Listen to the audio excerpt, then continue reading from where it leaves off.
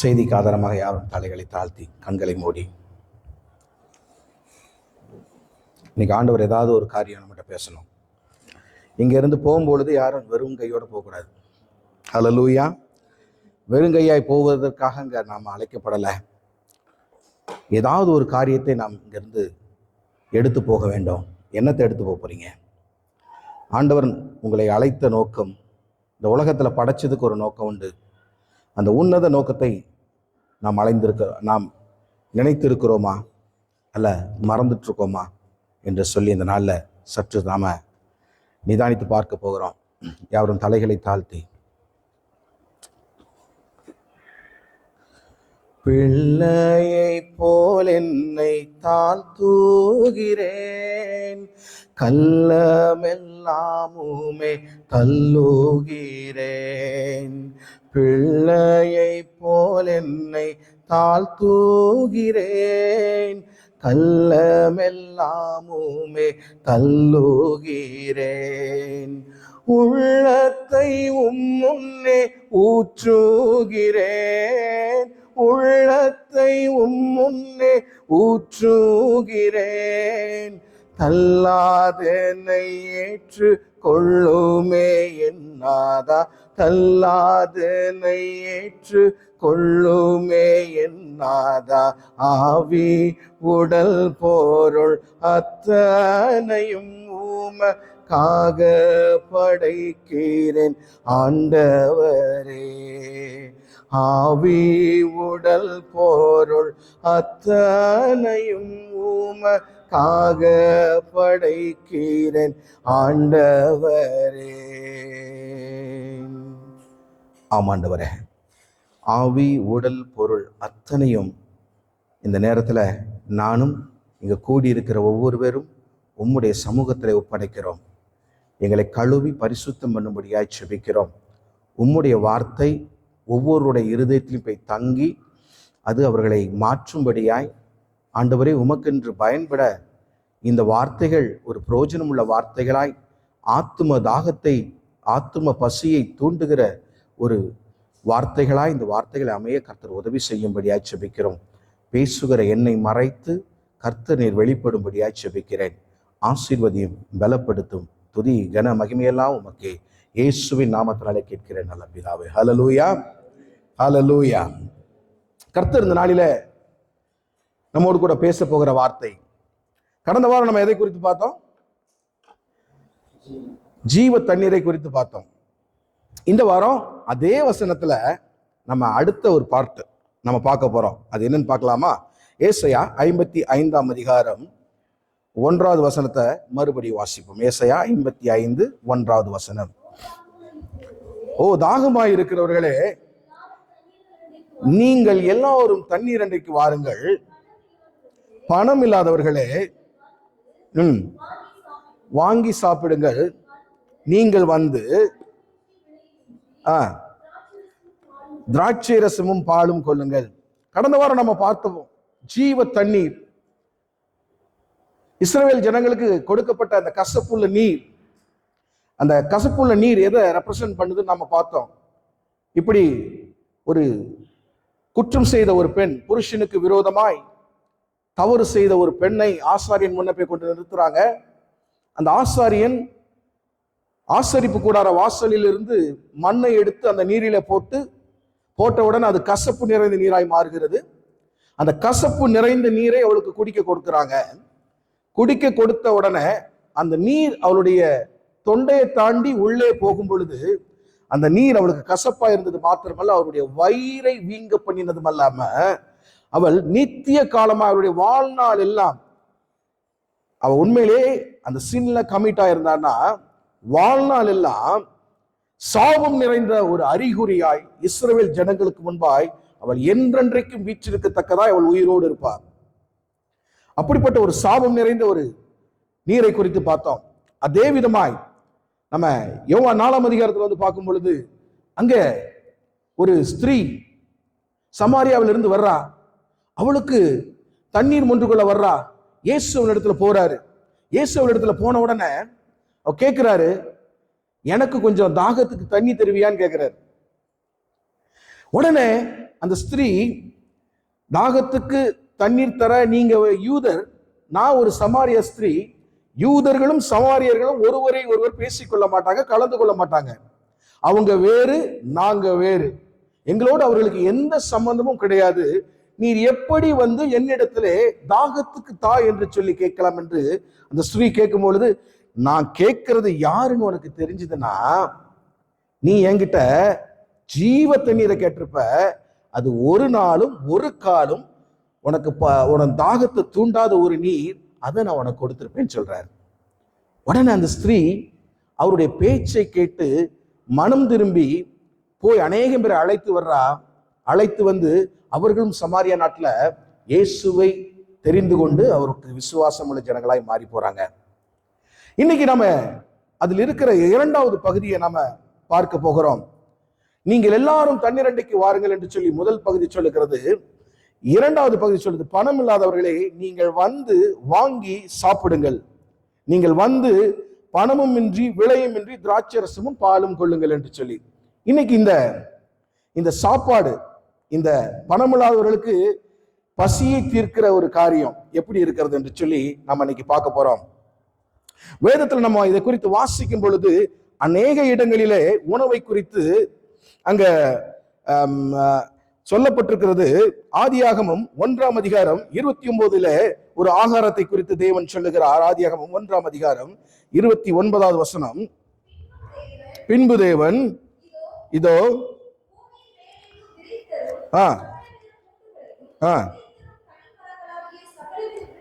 விருட்சங்களையும் அவைகள் உங்களுக்கு ஆகாரமாய் இருக்க கடவுது. இந்த பூமியில நீங்க விளைகிற எல்லா காரியத்தையும் உங்களுக்கு நான் ஆகாரமாய் கொடுக்க விரும்புகிறேன் என்று சொல்லி அங்கே ஆதியிலே தேவன் ஒரு உணவை குறித்து ஒரு அடையாளப்படுத்துகிறார். லேவியராகமம் 11வது அதிகாரத்திலே இங்கு ஒரு உணவை குறித்து தேவன் சொல்லுகிறார். எடுத்து வாசிங்க. ஆதியாகமம் 11:2 வசனம். நீங்கள் இஸ்ரவேல் புத்திரரோடு சொல்ல வேண்டியது என்னவென்றால், பூமியில் இருக்கிற சகல மிருகங்களிலும் நீங்கள் புசிக்கத்தக்க ஜீவ ஜந்துக்கள் யாதெனில் என்று சொல்லி அங்கு ஒரு பெரிய பட்டியலை கொடுக்கிறார். முதல்ல வெஜிடேரியனை குறித்து ஆண்டவர் பேசுறார். நீங்க நிலத்துல என்ன உழுது அதில் வருகிற பலனை நீங்கள் சாப்பிடுங்கள் என்று சொல்லி ஆண்டவர் ஒரு உணவை ஜனங்களுக்கு கொடுக்கிறார்.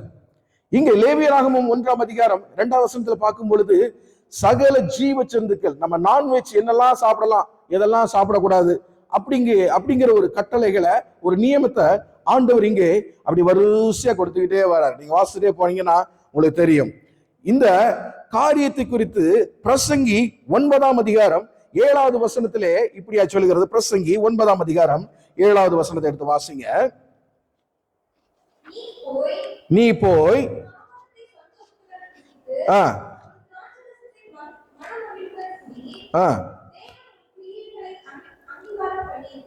பாருங்க, இங்க தேவன் உன் கிரியைகளை அங்கீகாரம் பண்ணியிருக்கார்.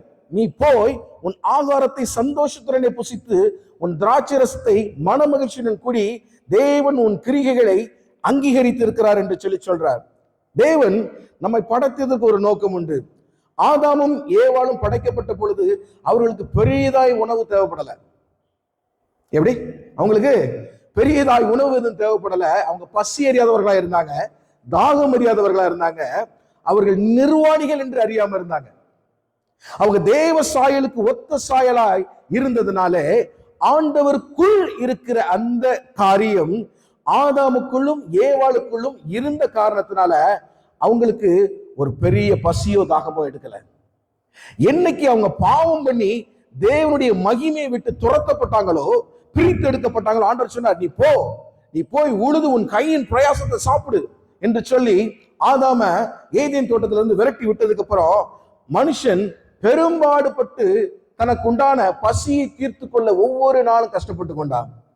இந்த உலகத்துல சாப்பாடு இல்லாத எத்தனையோ ஜனங்கள் இருக்கிறாங்க. ஆப்பிரிக்கால நீங்க போனீங்கன்னா குடிக்க தண்ணி கூட அநேக நாடுகளில் இல்ல. ஆப்பிரிக்கன் கண்ட்ரீஸ்ல அவங்க எதை சாப்பிடுறாங்க தெரியுமா? களிமண்ணினால் சின்னத தோசை மாதிரி சுட்டு மெல்லிசா அதை வெயில்ல காய வச்சு அதை உடைத்து சாப்பிடுகிற பரிதாப நிலை. நீங்க உலகத்தை பத்தி அநேக நேரங்களில் நீங்க தெரிந்து கொள்ளணும். ஆண்டவர் உங்களை எவ்வளவு மகிமையாய், எவ்வளவு கனமாய், எவ்வளவு உயரத்திலே வைத்திருக்கிறார், உங்களை எப்படியாய் அவர் தாங்குகிறார். ஒரு பெற்ற தாய் தன் பிள்ளைக்கு எப்படி ஊட்டி விடுவா தெரியுமா? செல்ல சாப்பிடுறா, கொஞ்சம் சாப்பிடுடா, இன்னும் ஒரு வாய்டா, இப்படி தாங்கி தாங்கி ஊட்டுகிற நேசர் நம்மோடு இருக்கிறதுனால, அனுதினம் மன்னா நமக்கு கிடைத்து கொண்டே இருக்கிறதுனால உணவின் அருமை நமக்கு தெரிகிறதே இல்லை. இந்த உலகத்துல எத்தனையோ மில்லியன் பீப்புள்ஸ் ஒருவேளை உணவு இல்லாம தூங்க போறாங்க தெரியுமா உங்களுக்கு? இந்த உணவுங்கிறது ஒவ்வொரு மனிதனுக்கும் மிருக ஜாதிகளுக்கும் மிகவும் முக்கியமான ஒரு காரியம்.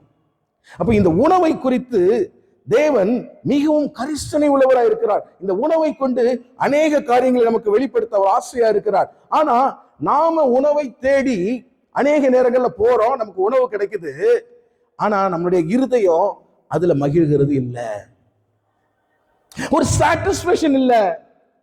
வாழ்க்கையில நமக்கு எவ்வளவு ஆசீர்வாதங்கள் கிடைத்தும் இது போதாது என்று சொல்லி இன்னும் ஏங்கி ஏங்கி தவித்து இன்னும் ஓடணும், இன்னும் ஓடணும், இன்னும் ஓடணும். தேவனுடைய மகிமையை மறந்து, தேவனோட நேரத்தை செலவழிக்கணுங்கிற காரியத்தை மறந்து, பணத்தின் மீது நாட்டம் வைத்து, பொருளின் மீது நாட்டம் வைத்து, இன்னும் நான் ஓடி போய் சம்பாதிக்கலாமா, இன்னும் எதையாவது தேடி பிடிக்கலாமா, இன்னும் என்னுடைய நிலைமையை நான் உயர்த்தி கொண்டே இருக்கலாமா என்று சொல்லி பார்க்கிறோம்.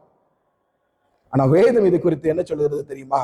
எடுத்து வாசிங்க. ஏசாயா 55 2வது வசனத்தை வாசிங்கள. நீங்கள் அப்பமில்லாததற்காக பணத்தையும் திருப்தி செய்யாத பொருளுக்காக உங்கள் பிரயாசத்தையும் செலவழிப்பானே, நீங்கள் எனக்கு கவனமாய் செவி கொடுத்து நலமானதை சாப்பிடுங்க,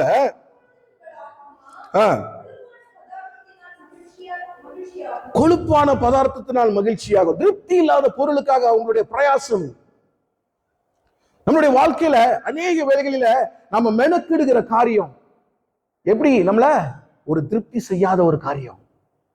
நம்ம இதன் மேல ஒரு நாட்டத்தை வைத்து ஓடுகிறோம், இதுதான் என் வாழ்க்கையில வேணும், இது எப்படியாவது அடைஞ்சிடணும், எனக்கு இது இருந்தா போதும், என்னுடைய நெக்ஸ்ட் டார்கெட் இது அப்படின்னு சொல்லி நம்ம செட் பண்ணி ஓடுறோம்.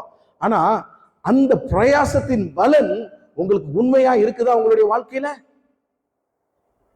Have you ever tasted that? Have you ever satisfied with yourself? ஆண்டவர் சொல்றாரு, நம்ம அநேக நேரங்களிலே நமக்கு போதும் என்ற மனம் இல்லாததுனால நம்ம இன்னும் இன்னும் இன்னும் இன்னும் சொல்லி உலக வாழ்க்கையில உழன்று திரிகிற ஒரு மக்களாய் காணப்படுறோம். நமக்கு என்னங்க வேணும்? நாளையவைகளை குறித்து நீங்க ஏன் கவலைப்படுறீங்க? காக்கைக்கும் குருவிக்கும் கொடுக்கிற தேவன் நமக்கு கொடுக்க மாட்டாரா? யோசித்து பாருங்க. நம்முடைய பிரயாசத்தை எதுல செலவழிக்கிறோம்? யாரு ப்ரொவைடரோ அவரை மறந்துட்டோம். நல்லா யோசித்து பாருங்க. யாரு நமக்கு ப்ரொவைடரோ அவரை மறந்துட்டோம். அவரை மறந்துட்டு இந்த உலகத்துல எப்படியாவது இதை சாதிச்சிடணும்னு ஓடிட்டு இருக்கோம். இந்த பிரயாசம் உங்களுக்கு ஒரு திருப்தியை கொடுக்குதா? உங்களுக்கு ஒரு சாட்டிஸ்பேக்ஷனை கொடுக்குதா? இஸ்ரவேல் ஜனங்களோ இதே மாதிரிதான் இருந்தாங்க. இதை கொடுத்தா அது வேணும், அதை கொடுத்தா இது வேணும். மன்னாவா கொடுத்தாரு, அடுத்து எனக்கு காடை வேணும். எதுலையுமே நம்ம திருப்தி அடைகிறதே இல்லை. நல்லா யோசித்து பாருங்க. நம்ம விண்டர் வந்துச்சுன்னா சொல்லுவோம், சம்மர் வந்தா நல்லா இருக்கும்ல. நம்ம சம்மர் வந்துட்டா சொல்லுவோம், என்ன வேலைப்பா, எப்படா விண்டர் வரும்னு இருக்கும். திடீர்னு சொல்லுவோம், குளத்துல தண்ணி இல்லை, மழை வந்தா நல்லா இருக்கும். மழை வந்து குளம் நிரம்பி வழிஞ்சு ஓடும். ஆண்டவர் எக்ஸ்ட்ரா கொடுக்கிறாரு ஆசீர்வாதத்தை. இப்ப சொல்லுவோம், என்ன ஒரே மழையா இருக்கு, இந்த மழையால ஒரே தூள்ளப்பா, வெளியே போக முடியல, ஒரு வேலை செய்ய முடியல. பாருங்க, இந்த மனிதனுடைய மைண்டை கொஞ்சம் யோசித்து பாருங்களேன். அவனுடைய இருதயத்துல இருக்கிற சிந்தையை குறித்து கொஞ்சம் யோசித்து பாருங்க. ஏதாவது ஒரு காரியத்துல நமக்கு சாட்டிஸ்பேக்ஷன் ஒரு காரியம் வருகிறதா? நம்ம சிந்திக்கணும். நமக்கு எங்கிருந்து கொடுக்கப்படுகிறதோ அதை மறந்து நம்ம வீணான பிரயாசத்தில் நம்முடைய நேரத்தையும் காலத்தையும் செலவழித்து வீணடித்துக் கொண்டிருக்கிறோம். ஆண்டவரை மறந்து மறந்து தூர விலகி போய்கிட்டே இருக்கிறோம். எனக்கு பிரியமான தேவஜனமே, ஆண்டவர் இந்த காரியத்தை குறித்து சற்று உங்களுக்கு நினைவுபடுத்த ஆசையா இருக்கிறார். உங்களுடைய ஓட்டம், உங்களுடைய எதிர்பார்ப்பு எதை நோக்கி இருக்கிறது? எதை சார்ந்து கொண்டிருக்கிறது? நீங்க எதை நோக்கி ஓடிட்டு இருக்கீங்க? What is your destination? யோசித்து பாருங்க. ஆண்டவர் சொல்றார், நீங்க இஸ்ரவேல் ஜனங்கள் கொஞ்சம் காமிச்சு கொடுத்துட்டு போயிடுற. யாத்திராகமம் 16ஆம் அதிகாரம் 3ஆம் 4ஆம் வசனத்தை வாசிங்க. யாத்திராகமம், நாங்க இறைச்சி பாத்திரத்தண்டையில உட்கார்ந்து எகிப்து தேசத்திலே கர்த்தரின் கையால் செத்து போனமானால் தாவிலை, அதாவது தாவிலைன்னா பரவாயில்ல, இந்த கூட்டம் முழுவதையும் பட்டினியினால் கொல்லும்படி நீங்கள் எங்களை புறப்பட பண்ணி இந்த வனாந்தரத்தில் அழைத்து வந்தீர்கள் சொன்னார்கள். இஸ்ரவேல் ஜனங்க 400 வருஷம், பழைய ஏற்பாட்டு காலத்துக்கு பின்பு 400 வருஷம் தேவனுடைய வார்த்தை வராம இருந்தது. ஒரு தீர்க்கதரிசி எழும்பல. எகிப்து தேசத்திற்கு வெறும் 70 பேராய் போனாங்க. எப்படி இஸ்ரவேல் ஜனங்க? வெறும் 70 பேராய் போன ஜனங்கள் இன்னைக்கு லட்ச லட்சமாய் பெருகி நிற்கிறாங்க. இவங்களுடைய பெருக்கத்தை பார்த்து பொறாமை கொண்டு அரசன் அவர்களை மிகவும் ஒடுக்க ஆரம்பிக்கிறான். அவர்களுக்கு வேலையை அதிகப்படுத்துறான். நீங்க செங்கலை ப்ரொடெக்ட் பண்ணுங்கடா, ப்ராடக்ட் பண்ணுங்கடா. நீங்க சும்மா இருக்கிறதுனால அநேக குழந்தைகளை பெற்று விட்டுட்டே இருக்கிறீங்க, நாடு சமாளிக்க முடியல, போய் செங்கல் இருங்கன்னு சொல்லி வேலையை கொடுக்கிறான், துன்பப்படுத்துறான், அடிமைத்தனப்படுத்துறான். 70 பேராய் போன அந்த இஸ்ரவேல் ஜனங்கள் எகிப்துல திரளாய் பெருங்கி இருந்தாங்களா, வானத்து நட்சத்திரங்களை போல. இப்போ இந்த ஒடுக்குதை நிமித்தம் அவங்களுக்கு ஆண்டவர் ஞாபகத்துல வர்றார். நல்லா யோசித்து பாருங்க. நம்மளுக்கு ஏதாவது ஒரு கஷ்டம், துன்பம், துயரம், பாடுகள் வெளியில போகும்பொழுதுதான் ஆண்டவர்னு ஒருத்தர் இருக்காருங்கிற ஞாபகமே வரும். தெரியுமா? பல வேளையில ஆண்டவர் நம்ம உயர்த்தி வைத்திருக்கும் பொழுது, சந்தோஷமாய் வாழும் பொழுது, எல்லாம் கிடைச்சிட்டு இருக்கும் பொழுது ஆண்டவர் ஞாபகத்திலே வர மாட்டாரு. ஆனா எங்க குறைவு வருகிறதோ, எங்க ஏமாற்றம் வருகிறதோ, எங்கு தோல்வி வருகிறதோ, அந்த இடத்துலதான் ஆண்டவரை தேடி ஓட நமக்கு இருதயம் திறக்கும். ஆண்டவர் அப்படிப்பட்டவர்களை வரவேற்கிறார். பாருங்க, இப்பதான் அவங்க கூப்பிடுறாங்க, ஆண்டவரை நோக்கி கூக்குறாங்க, எங்களை எப்படியாவது காப்பாற்றும், இந்த அடிமைத்தனத்திலிருந்து எங்களை எப்படியாவது விடுதலை செய்து எங்களுடைய சொந்த தேசத்துக்கு எங்களை எப்படியாவது அழைத்து போறோம் என்று சொல்லி 430 வருஷம் ஆண்டவர் அமைதியா இருந்தார். அப்புறம் மோசையை ஏற்படுத்துறாரு, ஆரோனை ஏற்படுத்துறாரு, அழைத்து வராரு. ஒரு திரளான கூட்டம் எகிப்தை விட்டு புறப்படுது. வர்றவங்க சும்மாவும் வரல, எல்லாரிடத்திலும் இந்த கொள்ளை பொருளாய் தங்கங்களையும் மிருக ஜீவன்களையும் வாங்கிட்டு வர்றாங்க. திரள் கூட்டம். இப்போ செங்கடலுக்கு வந்தாச்சு. செங்கடல் வந்த உடனே பார்வோனுடைய இருதயம் மீண்டும் கடினப்படுகிறதுனால அவன் இவங்களை துரத்திட்டு வாரான். நான் எப்படி தோக்க முடியும்னு சொல்லி வாரான். இப்போ அவனுக்கு முன்பாய் மேக ஸ்தம்பத்தையும் அக்னி ஸ்தம்பத்தையும் தேவன் அனுப்புறாரு. அற்புதத்தையும் அடையாளத்தையும் அந்த லட்ச ஜனங்கள் அப்படி கண்ணார காண்டு பிரமித்து நிற்கிறாங்க, மோசே உட்பட. மோசே சொல்ற, தேவன் சொல்றார், மோசே நீ எதற்காக வெயிட் பண்ணி கொண்டு இருக்கிற? யாரை பார்த்து எதிர்பார்த்து கொண்டு இருக்கிற? உன் கையில ஒரு கோல் இருக்கிறது, அதை உயர்த்து, செங்கடல் 2ஆய் பிரியும் என்கிறார். செங்கடல் 2 பிரிஞ்சு உள்ள கொண்டு போயாச்சு. அடுத்து எதிரிங்க எல்லாம் உள்ள வராங்க. அதே கடல், வழி விட்ட அதே கடல்ல எதிரிகளை கண்முன்னே அழிக்கிறார்.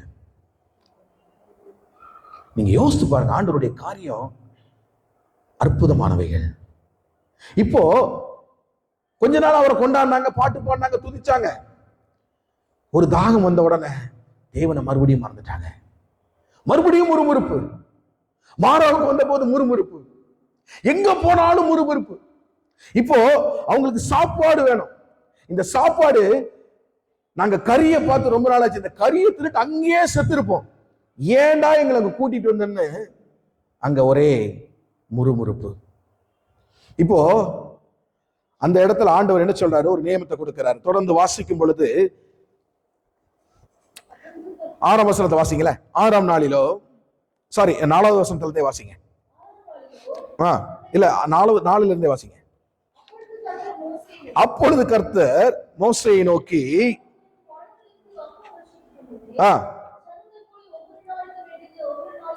நல்ல கவனிங்க, இந்த வார்த்தையை நல்லா கவனிங்க. ஆண்டவர் சொல்றாரு, வானத்திலிருந்து அப்பம் வர்ஷிக்க பண்ணுவேன், ஜனங்கள் போய் ஒவ்வொரு நாளுக்கு வேண்டியதை ஒவ்வொரு நாளிலும் சேர்த்து கொள்ள வேண்டும். நல்ல ஞாபகத்தில் வச்சுக்கோங்க இந்த காரியத்தை. தொடர்ந்து வாசிங்க. அதனால் அவர்கள் என் நியாய பிரமாணத்தின்படி நடப்பார்களோ நடக்க மாட்டார்களோ என்று அவர்களை சோதிப்பேன். சில நேரங்கள் ஆண்டவர் நமக்கு கொஞ்ச காரியத்தை கொடுக்கும் பொழுது அந்த கொஞ்சத்துல உண்மையா இருக்கிறோமா என்று சொல்லி பார்ப்பார், சோதிப்பார். அந்த கொஞ்சத்துல நம்ம உண்மையா இருக்கணும். அவர் என்ன சொன்னாரு, அன்றன்று தேவைக்குரிய மண்ணாவை மட்டும் போய் சேகரிக்கணும். நீங்க தொடர்ந்து வாசிக்கும் பொழுது, இப்போ 10வது வசனத்துல இருந்து வாசிங்க. அதுக்கு மேல 8வது வசனத்தை வாசிங்க. இப்ப அவங்க இறைச்சியை கேட்டாங்க. இங்க மோசே என்ன சொல்றாரு, சாயங்காலத்தில் நீங்கள் புசிப்பதற்கு கர்த்தர் உங்களுக்கு இறைச்சியையும் விடிய காலத்தில் நீங்கள் திருப்தி அடைவதற்கு விளங்கும்.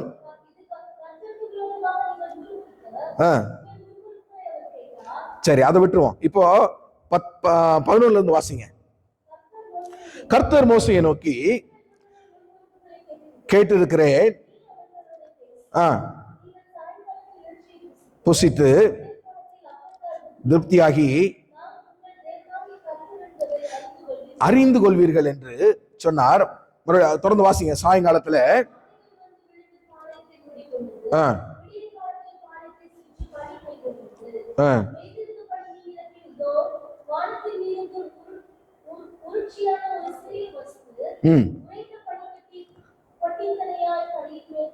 விழுந்து கிடந்தது.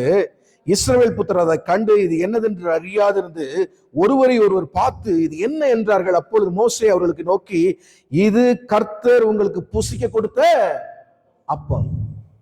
நல்ல ஞாபகத்தில் வச்சுக்கோங்க. ஆண்டவர் அங்க ஒரு பெரிய முறுமுறுப்பு வருது. எஸ், உண்மையிலேயே அவங்களுக்கு சாப்பாடு தேவை. பல நாள் இறைச்சியே சாப்பிடாம வந்துட்டு இருக்காங்க. இப்போ ஆண்டவர் எல்லாம் ப்ரொவைட் பண்ண ஆரம்பிச்சிட்டாரு. இப்ப இறைச்சியை ப்ரொவைட் பண்றாரு. இதெல்லாம் பார்த்து புசிக்கும் பொழுது, நீங்க 15ல இருந்து தொடர்ந்து வாசிக்கும் போது, இஸ்ரவேல் புத்திரர் அதை கண்டு இன்னதென்று அறியாது இருந்து ஒருவரை பார்த்து இது என்ன என்றார்கள். அப்பொழுது கர்த்தர் மோசே அவர்களை நோக்கி, இது கர்த்தர் உங்களுக்கு புசிக்க கொடுத்த அப்பம். கர்த்தர் கட்டளையிடுகிறது என்னவென்றால், அவரவர் புசிப்புக்கு அளவுக்கு தக்கதாக அதில் எடுத்து சேர்க்க கடவீர்கள். உங்களில் உள்ள ஆத்துமாக்களின் இலக்கத்தின்படியே அவனவனுக்கு தன் தன் கூடாரத்தில் இருக்கிறவர்களுக்காக தலைக்கு 1 ஓமர் அளவு எடுத்துக்கொள்ள கடவன். இப்போ தொடர்ந்து வாசிக்கும் பொழுது அங்க என்ன நடக்குது, அவர் சொல்லிட்டார். ஆண்டவர் கிளியரா சொல்லிட்டாரு, மோசையும் கிளியரா சொல்லிட்டாரு. உனக்கு இன்னைக்கு என்ன தேவை? உன் வீட்டுல 4 பேர், தலைக்கு 1 ஓமர் வச்சு 4 ஓமர் எடுத்துக்க, அதுக்கு மேல ஒரு சொட்டு கூட எடுக்காதன்னு சொல்லி அங்க சொல்றாரு. 17ல வாசிக்கும் பொழுது, இஸ்ரவேல் புத்திரர் அப்படியே செய்து சிலர் மிகுதியாகவும் சிலர் கொஞ்சமாகவும் சேர்த்தார்கள். இந்த வார்த்தையை நல்லா கவனிங்க. சிலர் மிகுதியாகவும் சேர்த்தாங்க, சிலர் கொஞ்சமாகவும் சேர்த்தாங்க.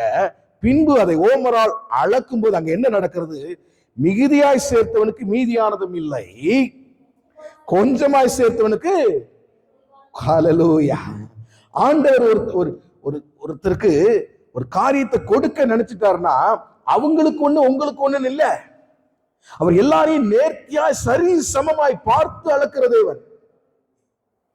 யாக்கோபு 1ஆம் அதிகாரம் 17ஆம் வசனம் என்ன சொல்லுது, நன்மையான எந்தையும் பூரணமான எந்த வரமும் பரத்திலிருந்து உண்டாகி ஜோதியின் பிதாவிடத்திலிருந்து இறங்கி வருகிறது.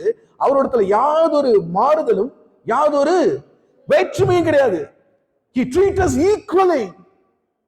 அவர் எல்லாரையும் ஒரே அளவாய் பார்க்கிறார். யார் யாருக்கு எந்த நேரத்துல என்ன தேவை அதை நேர்த்தியாய் கொடுக்கிற தேவன். சில நேரங்கள்ல டைம் வித்தியாசப்படலாம், அவருடைய வேலை வருவதற்காக காத்திருக்கக்கூடிய ஒரு சூழ்நிலை நமக்கு வரலாம்.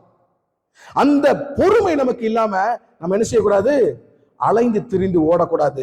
தொடர்ந்து அங்க வாசிக்கும் பொழுது 19 சொல்லுது, மோசே அவர்களை நோக்கி, ஒருவனும் விடியற் காலம் மட்டும் அதில் ஒன்றும் வைக்கக்கூடாது என்று அவர்களுக்கு சொல்லியும் மோசையின் சொல் கேளாமல் சிலர் அதில் விடியற் காலம் மட்டும் வைத்து கொஞ்சம் மீதியாய் வைத்தார்களாம்.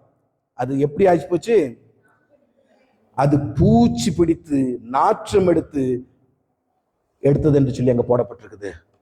எனக்கு அருமையான தேவனுடைய ஜனமே, ஆண்டவர் நமக்கு தருகிற காரியம் எவ்வளவோ, நமக்கு அளக்கிறது எவ்வளவோ, அதுக்கு மிகுதியா நம்ம போகும்பொழுது அங்க என்ன நடக்குது?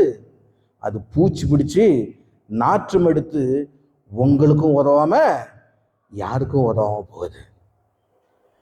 எனக்கு பெரியமான தேவ ஜனமே, பிரயாசம் இல்லாமல் ஓடி நாம் சேர்க்கிற பணமானாலும் பொருளானாலும் நமக்கு அது பிரயோஜனமற்றதாய் மாறி போகும்.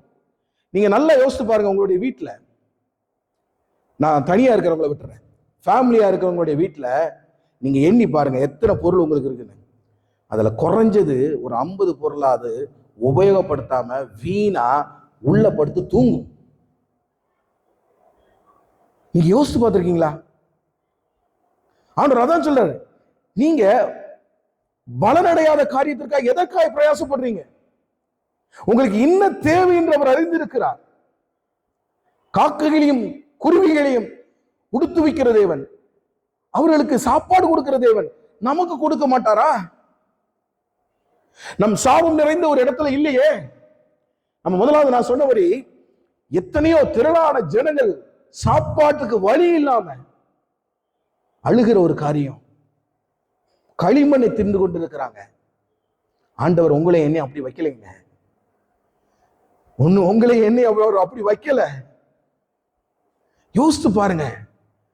கர்த்தருடைய ஆசீர்வாதமே ஐஸ்வர்யத்தை தரும். அதனுடனே அவர் வேதனை வராது. அவர் கையில இருந்து நீங்க வாங்குறீங்கன்னா அதுல வேதனை கிடையாது, சாபம் கிடையாது.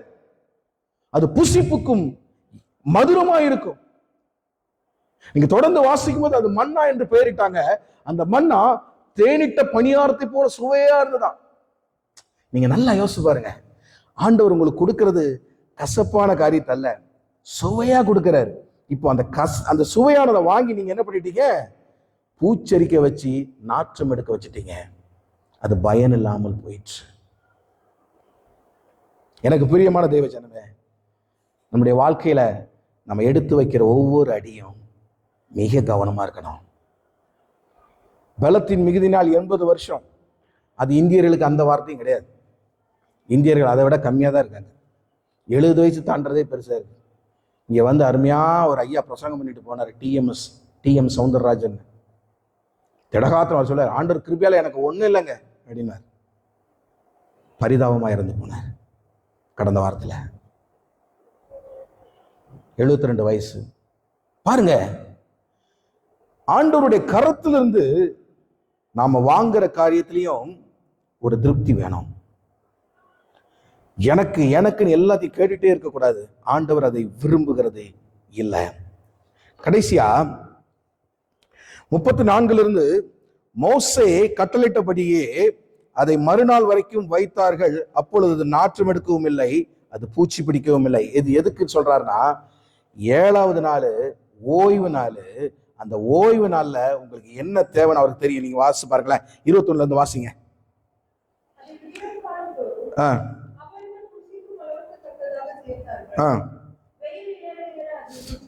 சரி, 6ஆம் நாளிலே அதே மன்னா வருது, அதே காடை வருது. இப்ப என்ன செய்யறாங்க? தலைக்கு 2 ஓமர் வீதம் சேர்த்து வைக்கிறாங்க. முதல்ல எப்படி? ஆளுக்கு 1, இப்போ ஆளுக்கு 2. இப்ப 2 சேர்த்து வைக்கிறாங்க. வாசிங்க.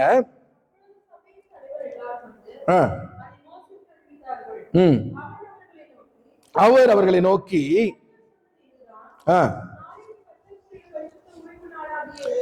நாளைக்கு கர்த்தருக்குரிய பரிசுத்த ஓய்வு நாளாகிய ஓய்வு, நீங்கள் சுட வேண்டியதை சுட்டு வேவிக்க வேண்டியதை வேவித்து மீதியா இருக்கிறது எல்லாம் நாளை மட்டும் உங்களுக்காக வைத்து வையுங்கள் என்றார். அங்க வைக்கும் பொழுது என்ன நடக்குது? மோசே கட்டளையிட்டபடியே அது மறுநாள் வரைக்கும் வைத்து வைத்தார்கள். அது நாரவும் இல்லை, அது பூச்சி பிடிக்கவும் இல்லை. இப்போ என்ன சொல்றாரு? அப்பொழுது மோசே, அது இன்றைக்கு புசியுங்கள், இன்று கர்த்தருக்குரிய ஓய்வு நாள், இன்று நீங்கள் அதை வெளியிலே காண மாட்டீங்க. எனக்கு பிரியமான தேவஜனமே, ஆண்டவர் இது மூலியமா ஒரு பெரிய ஒரு காரியத்தை உங்களிடத்தில் சொல்ல விரும்புகிறார். வாரத்துல 6 நாள் பலத்தின் மிகுதினால ஓடுறோம், சம்பாதிக்கிறோம், எல்லாம் சேர்த்து வைக்கிறோம். கர்த்தருக்குரிய ஓய்வு நாள்ல நீங்க என்னதான் ஓடினாலும், என்னதான் உழைச்சாலும், என்னதான் நீங்க தலைகீழ நின்று குதிச்சாலும் அது உங்களுக்கு பயன்படாததாய், ஒரு ஆசீர்வாதத்தை கொண்டு வராததாய் மாறி போகும். பிரியமானவர்களே, ஏன் தெரியுமா? ஆண்டவர் 6 நாள் இந்த உலகத்துல எல்லா காரியத்தையும் சிருஷ்டித்தார்.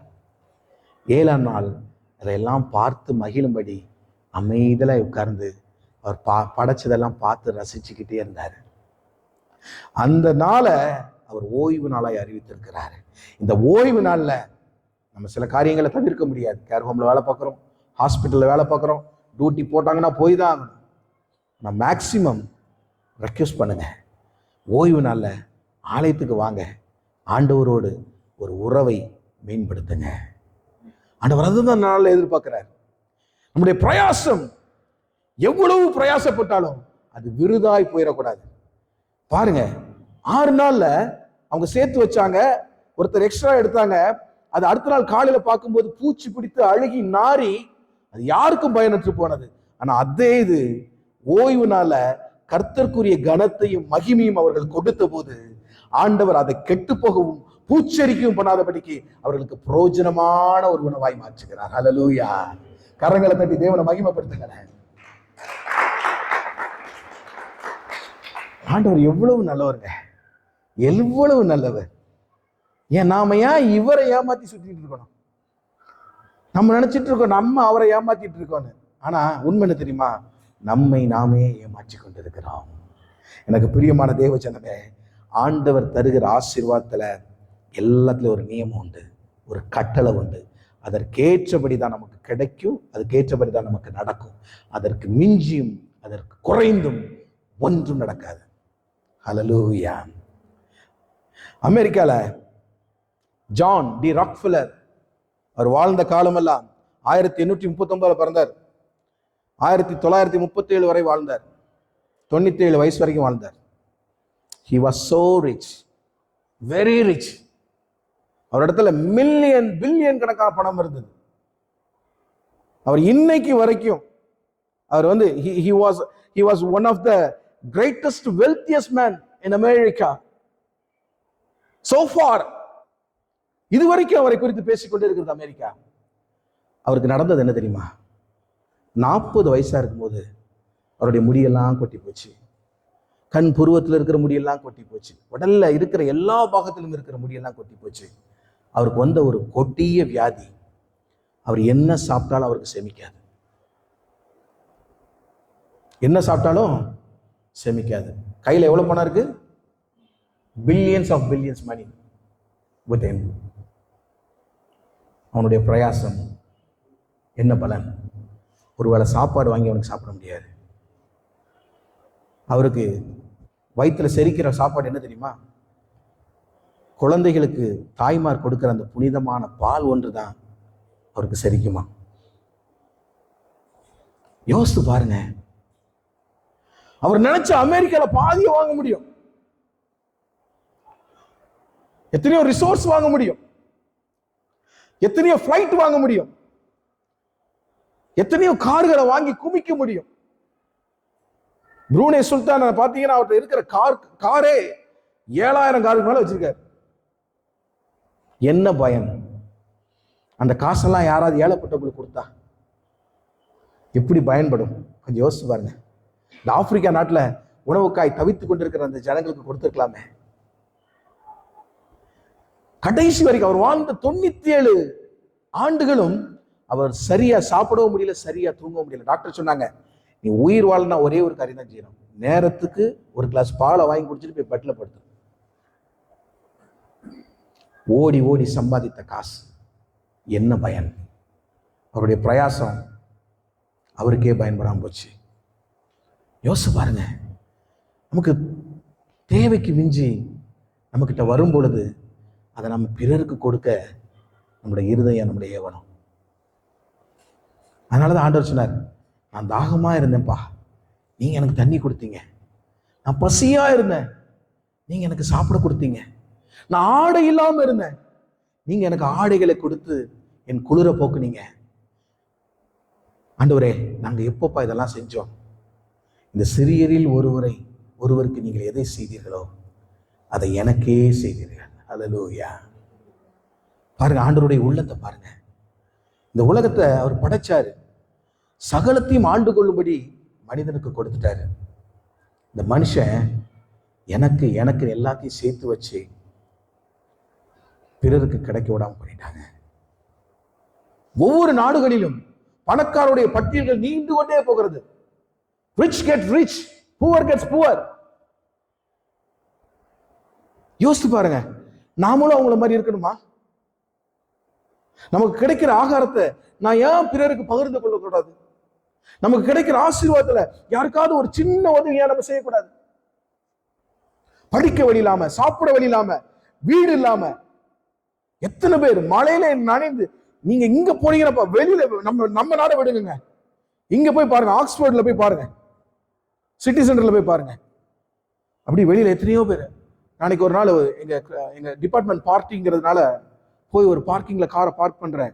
அந்த பார்க்கிங்ல அந்த அம்மா ஒரு 4 பிளாங்கெட்டை வச்சு அப்படியே குளிர்ல நடுங்கி கொண்டு படுத்து கொண்டு இருக்கிறது.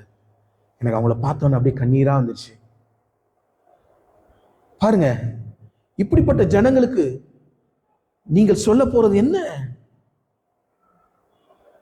உங்களுக்கு கிடைக்கிற ஆகாரத்தை நீங்க பிறருக்கு பகிர்ந்து கொள்ளணும். உங்களுக்கு கிடைக்கிற ஆசீர்வாதத்துல பிறருக்கு நீங்கள் ஏதாவது ஒன்று கொடுக்கணும். ஆண்டவர் அவருடைய ஆலயத்தை நடத்துவாருங்க. நீங்க கொடுத்தாலும் சரி, கொடுக்கட்டாலும் சரி, அவரே எஜமானன். ஆலயத்தை சம்பூர்ணமாய் நடத்த அவர் போதுமானவராய் இருக்கிறார். ஏழைகளுக்கு இறங்குகிறவன் கர்த்தருக்கு கடன் கொடுக்கிறான், மறந்து போகாதீங்க. அவர் அதை திரும்ப செலுத்தாமல் விடார். அப்போ எவ்வளவு பெரிய ரிச்சா இருந்தாலும், காசு கையில இருந்தாலும், ஒரு மனுஷனுக்கு சாப்பாடு சாப்பிட முடியலன்னா அந்த வாழ்க்கை ஒரு சாபமாய் மாறி போகும். சங்கீதம் 128:2 சொல்கிறது, உன் கையின் பிரயாசத்தை நீ சாப்பிடுவாய், உனக்கு பாக்கியமும் நன்மையும் உண்டாயிருக்கும் என்று சொல்லி. ஆண்டவர் இந்த லிஸ்ட்ல தான் உங்களை வச்சிருக்காரு இன்னைக்கு. அதற்காக ஆண்டவருக்கு நன்றி சொல்லுங்க. ஆதியாகமம் 26:12 சொல்லுகிறது, 12வது வசனம், ஈசாக்கு விதை விதைத்தான், அந்த தேசத்துல விதை விதைத்தான், கர்த்தர் அவனை ஆசீர்வதித்ததனால் அந்த வருஷத்திலே 100 மடங்கு பலனை அடைந்தான். ஆனா தேவனை அலட்சியம் செய்கிறவர்களுக்கோ இந்த ஆசீர்வாதம் கிடையாது. I'm sorry to say this. ஆண்டவரை அலட்சியம் செய்கிற பிள்ளைகளுக்கு இப்படிப்பட்ட 100 மடங்கு ஆசீர்வாதம் கிடைப்பது மிக அரிது. ஏன்னா நம்ம இஸ்ரவேல் ஜனங்களுடைய வாழ்க்கையிலிருந்து படித்தோம், தேவைக்கு அதிகமாக சேர்த்து வச்சாங்க, அது நாரி போச்சு. அன்றென்ற தேவைக்கு தகுந்ததாய் தேவன் நமக்கு தர வல்லவராய் இருக்கிறார். 1 ராஜாக்கள் 16 எடுத்து வாசிக்கும் பொழுது, இங்கே நான் இந்த சொன்னல, தேவனை அலட்சியம் செய்கிறவர்களுக்கு, ஆண்டவரை விட்டு பின்வாங்கி போகிறவர்களுக்கு நடந்த ஒரு காரியத்தை குறித்து உங்களுக்கு சொல்லி போகலாம் என்று சொல்லி நான் ஆசைப்படுகிறேன். எடுங்க 1 ராஜாக்கள் 16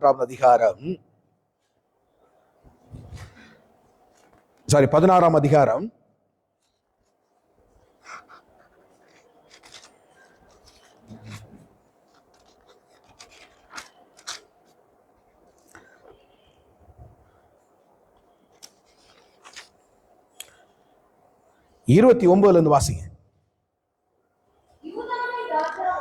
யூதாவின் ராஜாவாகிய ஆசாவின் 38 வருஷத்துல உம்ரியின் குமாராகிய ஆகாப் இஸ்ரவேல் மேல் ராஜாவாகிறான்.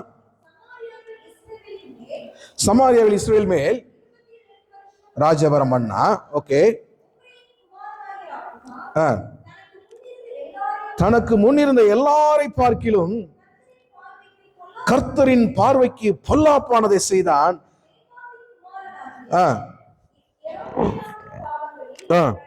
நடப்பது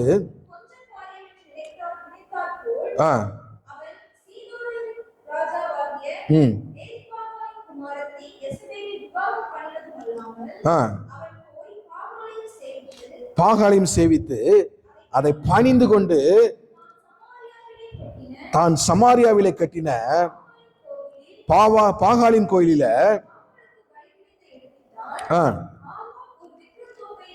வைத்து கோபம் உண்டாக்கும்படிக்கு தனக்கு முன்னிருந்த இஸ்ரவேலின் ராஜாக்கள் எல்லாம் செய்ததை பார்க்கிலும் அதிகமாய் செய்தான். அவனுக்கு அவ்வளவு துணிகரம். ஆகாப்பு பாகாலை சேவித்தது மாத்திரமல்ல, எசபேலை விவாகம் பண்ணி கொண்டான். எசபேல் ஒரு பெருமை பிடித்த ஒரு எல்லாம் எனக்கு வேணும், யாருடைய வீட்டையும் விட்டு வைக்கிறது இல்ல, இந்த உலகத்தில் இருக்கிற எல்லா பொருளும் என்னுடைய பொருள் ஆகணுங்கிற ஒரு பேராசை பிடித்தவன். அவளை விவாகம் பண்ணினது மாத்திரமல்ல, பாகாலை சேவித்து சமாரியாவிலே பாகாலின் கோயிலில் பாகாலுக்கு பலிபீடத்தை ஏற்படுத்தி ஒரு விக்கிரதொப்பை ஏற்படுத்தி இஸ்ரவேலின் தேவனாகிய கர்த்தருக்கு கோபத்தை உண்டாக்கினான். இதனால ஆண்டவர் மிகவும் கடும் கோபம் அடைந்து தன்னுடைய தீர்க்கதரிசியாக எலியாவை அனுப்புகிறாரு. 17வது வசனத்துல வாசிக்கும் போது, கீலேயாத்தின் குடியிலே திஸ்பியனாகிய எலியா ஆகாப்பை நோக்கி, என் வாக்கின்படியே அன்றி இந்த வருஷத்திலே பனியும் மழையும் பெய்யாதிருக்கும் என்று இஸ்ரவேலின் தேவனாகிய கர்த்தருக்கு முன்பாக நின்று நான் அவருடைய ஜீவனை கொண்டு சொல்லுகிறேன் என்று சொல்லி அவனுக்கு வருகிற ஆசீர்வாதம் எல்லாவற்றையும் அப்படியே தடை பண்ணி போடுகிறார். அது வரைக்கும் அவனுடைய தேசத்துல பயங்கர செழிப்பு, தேவைக்கு சாப்பாடு, தேவைக்கு மிஞ்சின காரியம். இதனால ஆண்டவரை மறந்து அவன் என்ன செய்யறான், பல காரியங்களில் ஈடுபடுகிறான். முன்னிருந்த எல்லா ராஜாக்களை பார்க்கிலும் பொல்லாத காரியத்தை செய்யறான். இப்போ எலியா தீர்க்கதரிசி வந்து சொல்றாரு, உனக்கு இவ்வளவு தைரியம் இருக்கா? இப்ப பாரு என்ன நடக்குது, உன் தேசத்துல பனியும் பெய்யாது மழையும் பெய்யாது. அடைச்சு போறாரு, தேசத்துக்குரிய ஆசீர்வாதத்தை அடைத்து போடுகிறார். அடைச்சு போட்டாச்சு. இப்ப ஆண்டவர் சொல்றாரு, நீ போய் என்ன செய்ய, ஒளிந்து கொள். 3வது வசனத்தை வாசிங்க. போய் ஒளிந்து கொள்ளு. இப்போ இந்த தேசத்திற்கு ஒரு சாபம் வந்தாச்சு. சாபம் வந்த உடனே அங்க சாபம், ஒரு தேசத்துல மழை பெய்யல பனி பெய்யல, அங்க என்ன நடக்கும்? விவசாயம் நடக்காது, பயிரிட முடியாது, நமக்கு தேவையான உணவுகளை பயிரிட முடியாது, அறுவடையும் செய்ய முடியாது. இப்ப எல்லாம் அங்க தடையாயிடுச்சு. ஆனா இப்ப எலியாவை ஆண்டவர் என்ன சொல்றாரு, தொடர்ந்து வாசிங்க. அந்த ஆற்றின் தண்ணீரை குடிப்பாய், அங்கே உன்னை போஷிக்க. எப்படி எப்படி எப்படி? ஹலோ, கரங்களை தட்டி தேவனை மகிமைப்படுத்துங்களேன். யோசித்து பாருங்க. ஒரு மனிதனை கொண்டல்ல, ஒரு மனுஷியை கொண்டல்ல, ஒரு தீர்க்கதரிசிக்கு போஷிக்க காகங்களுக்கு கட்டளையிடுகிற தேவன். ஹல்லேலூயா. ஆண்டவர் எவ்வளவு வல்லமை உள்ளவர் என்று சொல்லி பாருங்க. தான் படைத்த சகல மிருக ஜீவன்களும் அவரை அப்படியே பணிந்து கொள்கிறது, மனிதனை தவிர. மிருகங்கள் எல்லாம் கீழ்ப்படிது, பறவைகள் எல்லாம் கீழ்ப்படிது. நம்ம கீழ்ப்படிய மாட்டேங்கோங்க ஆண்டவருக்கு. நம்மை படைத்த தேவனுக்கு, நம்மை படைத்த உன்னதமான தகப்பனுக்கு, நம்மை அனுதினமும் ஊட்டி ஊட்டி வளர்க்கிற அன்பு தேவனுக்கு நம்ம நினைச்ச பண்றோம், கீழ்ப்படிய மாட்டேங்கிறோம். ஆனா ஒரு காகத்துக்கு கட்டளை எடுக்கிறாரு, அது 2 வேளையும் கொண்டு வந்து இறைச்சியும் அப்பத்தையும் கொண்டு வந்து அவரை போஷிக்குது. ஹல்லேலூயா. பாருங்க, நம்முடைய தேவன் எப்படிப்பட்ட வல்லமை உள்ள தேவன். அவர் செய்கிற ஒவ்வொரு காரியத்திலும் ஒரு அர்த்தம் இருக்கும், ஒரு பாடம் இருக்கும், ஒரு படிப்பினை இருக்கும். பைபிளை திறந்த ஆசீர்வாதம். உன் அலங்கத்துக்குள்ளே சமாதானம், உன் அரண்மனைக்குள்ளே சுகம். நீ வாளாகாமல் தலையாவாய், நீ கீழாகாமல் மேலாவாய். இது மட்டும்தான் எழுதியிருக்கா? ஒவ்வொரு ஆசீர்வாதத்திற்கு பின்பாகவும் தேவன் ஒரு கற்பனை வைத்திருக்கிறார். பிரியமானவர்களே, அதை படிச்சுட்டு அந்த ஆசீர்வாதத்தை படிங்க. அப்போது உங்கள்கிட்ட தங்கும், அது நிலைக்கும். தொடர்ந்து அங்க பார்க்கும் பொழுது 6வது வசனத்துல வாசிங்க.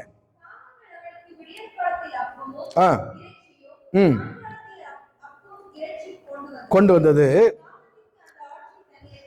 குடிச்சாச்சு. இப்போ தேசத்துல ரொம்ப நாளா மழை இல்லை. என்ன நடக்குது பாருங்க. பெய்யாததுனால சில நாளைக்கு பின்பு அந்த ஆறு வற்றி போயிடுச்சு. இப்போ இவரை போஷிப்பதற்கு, இவருக்கு தண்ணி கொடுக்கிறதுக்கு வேறு ஒரு ஸ்தலத்தை ஆண்டவர் ஆயத்தம் பண்ணணும்.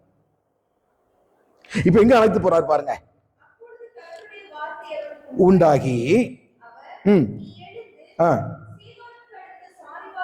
சீதோனுக்கு அடுத்த சாரிபாத்தின் ஊருக்கு போய் தங்கீரு, உன்னை பராமரிக்கும்படி அங்க இருக்கிற ஒரு விதவைக்கு கட்டளையிடுறான். ஆனா அந்த விதவை எப்படிப்பட்ட சூழ்நிலையில இருக்கிறா பாருங்க. போனா வந்தபோது விறகு பொறுக்கி கொண்டிருந்தால்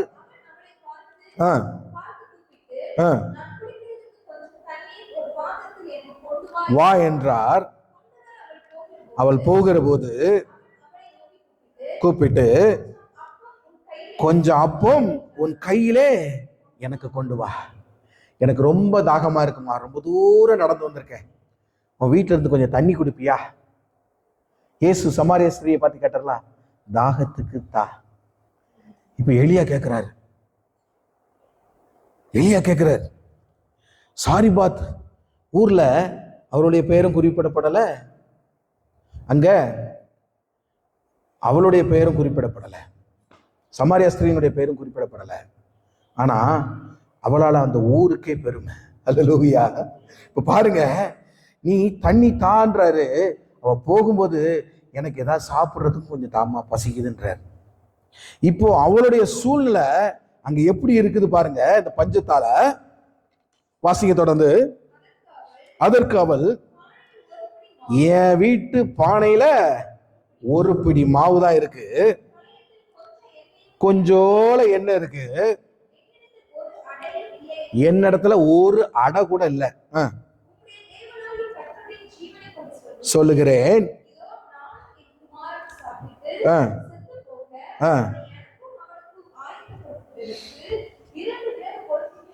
இங்க ஒரு பரிதாப நிலை சொல்றாரு.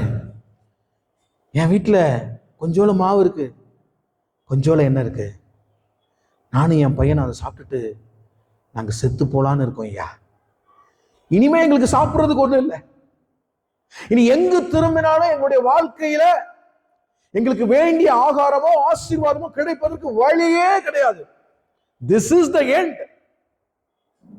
இவ்வளவுதான், என் வாழ்க்கை முடிய போகுது. நான் சாக போறது மாத்திரம் இல்லாம என் பையனும் நானும் சேர்ந்து சாக போறோம். இப்படிப்பட்ட ஒரு நிலைமையில இந்த தீர்க்கதரிசி சொல்றாரு, நான் சொல்ற மாதிரி நீ செய்யுமா, போய் உண்டாக்கிட்டு வா அப்படின்றாரு. இப்போ வாசிங்க தொடர்ந்து. அப்பொழுது எலியா அவளை பார்த்து, பயப்படாதே, நீ போய் என் வார்த்தையின்படி ஆயத்தப்படுத்து, ஆனாலும் பண்ணி என்னிடத்துல கொண்டு வா, உனக்கும் குமாரனுக்கும் பண்ணலாம் என்று சொல்லி. ஒரு நிமிஷம் பாருங்க, சொல்றா, இருக்கிற கொஞ்சம் மாவுல ஒரே ஒரு அடை எனக்கு பண்ணி கொண்டு வா. முதலாவது first bring it to me, எனக்கு அதை கொடு, அப்புறம் என்ன நடக்குதுன்னு பாரு. இப்ப என்ன நடக்குதாங்க? முதலாவது தேவனுடைய கரத்துல நமக்கு கிடைக்கிற ஒரு கொஞ்சம் ஆசீர்வாதத்தை ஏழைகளுக்கு கொடுக்கும் போதோ, ஆலயத்துக்கு கொடுக்கும் போதோ, தேவன் அதை எப்படி திருப்பி கொடுப்பார் தெரியுமா? தொடர்ந்து வாசிங்க. கர்த்தர் தேசத்தின் மேல் மழையை கட்டளையிடும் நாள் மட்டும், நல்லா கவனிங்க, பானையில செலவழிக்கவும் இல்லை, கலசத்துல இருக்கிற ஒரு சொட்டு எண்ணெய் கூட குறைஞ்சே போகல. ஹல்லேலூயா, ஹalleluya. நம்முடைய தேவனாகிய கர்த்தரை பத்தி சொல்லுங்க, ஹalleluya. ஆண்டவர் தருகிற ஆசீர்வாதம் பாருங்க. முதலாவது ஆண்டவருக்கு நாம கொடுக்கும் பொழுது, ஆண்டவர்களுடைய கட்டளைக்கு கீழ்ப்படிந்து நாம் நடக்கும் பொழுது நம்மளுடைய ஆசீர்வாதம், ஆண்டவர் எப்படிப்பட்ட ஆசீர்வாதத்தை தருகிறாரு? என்றும் குறையாத ஆசீர்வாதம். ஹல்லேலூயா. அல்ல அல்ல வந்துட்டே இருக்குது. நீங்க கீழே வாசம் பார்த்தீங்கன்னா தெரியும். அவள் மாத்திரமல்ல, எலியா மாத்திரமல்ல, அந்த குடும்பமே சாப்பிட்டு திருப்தியாச்சாங்க. நல்லா யோசித்து பாருங்க. தேவனுக்கு பயப்படுகிற ஒரு மனிதன் நிமித்தம் அந்த தேசம் முழுவதும் பஞ்சமா இருந்தாலும் அந்த தேசத்தின் நடுவில் இருக்கிற ஒரே ஒரு குடும்பம் சாப்பிட்டுக்கிட்டே இருக்கு. ஹல்லேலூயா. கர்த்தர் எவ்வளவு நல்லவர் பாருங்க, எவ்வளவு நல்லவர் பாருங்க. தன்னுடைய பிள்ளைகளை போஷிக்கிற அந்த குடும்பத்தையே தேவன் போஷித்தார். தொடர்ந்து நீங்க வாசிக்கும் பொழுது 15-16 வாசிங்க. அவள் போய் செய்தால் அவளும் இவனும் அவள் வீட்டாரும் அநேக நாள் சாப்பிட்டார்கள். கர்த்தர் எலியாவை கொண்டு சொன்ன வார்த்தையின்படியே பானையிலே மா செலவழிந்து போகவும் இல்லை, கலசத்திலே எண்ணெய் குறைந்து போகவும் இல்லை. ஹல்லேலூயா. ஆண்டவர் நமக்கு தருகிற ஆசீர்வாதம் இப்படிதாங்க இருக்கணும். அதுதான் அவர் சொல்றாரு. கர்த்தருடைய ஆசீர்வாதமே ஐஸ்வர்யத்தை தரும்.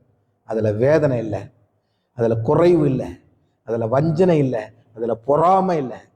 அது அவர் தருகிற ஆசீர்வாதம் நித்தியமாய் நமக்கு தரப்போகிற ஒரு ஆசீர்வாதம். பாருங்க, ஆண்டவர் நமக்கு தருகிறவர் மிகவும் நன்மை உள்ளவர். சங்கீதம் 107:8 இப்படியா சொல்லுகிறது. சங்கீதம் 107:8,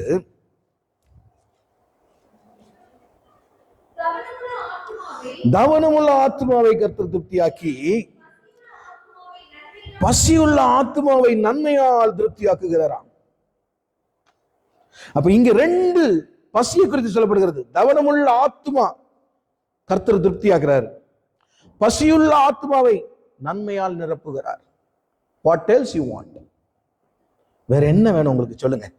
ஆண்டவர் தருகிற நன்மை எப்படி வருகிறது பாருங்க. யோவான் 4:31 இவ்வளவு நாள் நம்ம பார்த்தோம். இது நம்மளுடைய தாகத்தை, நம்மளுடைய பசியை தீர்த்தது. இப்போ யோவான் 4 எடுத்து வாசிங்க.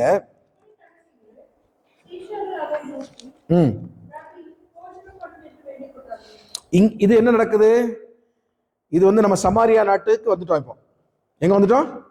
சமாரியா நாட்டுக்கு வந்துட்டோம். இப்ப சமாரியா ஸ்திரீ, நான் முதல்ல சொல்லி கொடுத்தவங்களுக்கு, சமாரியா ஸ்திரீ தாகத்துக்கு தண்ணி மொண்டுக்குள்ள அவர் வர்றா.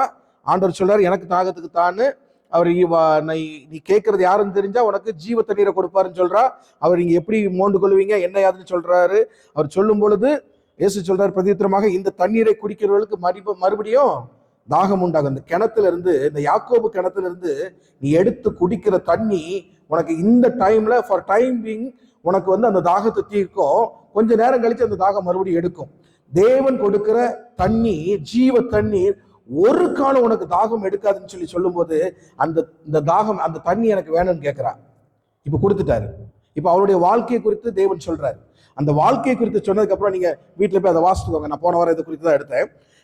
அவருடைய வாழ்க்கை குறித்து தீர்க்க தரிசனமா சொல்லும் பொழுது அந்த ஸ்ரீ சொல்றா, நீங்க ஒரு தீர்க்க தரிசின்னு. மறுபடியும் ஆண்டவர் சில காரியங்களை குறித்து பேசும் பொழுது அவர் சொல்றா, நீங்கள் கிறிஸ்துவோதானோ, இந்த கிறிஸ்துவ ஒருத்தர் வருவார்னு எனக்கு தெரியும், அவர் எல்லா காரியத்தையும் எங்களுக்கு அறிவிப்பார்னு எனக்கு தெரியும் அப்படின்றா.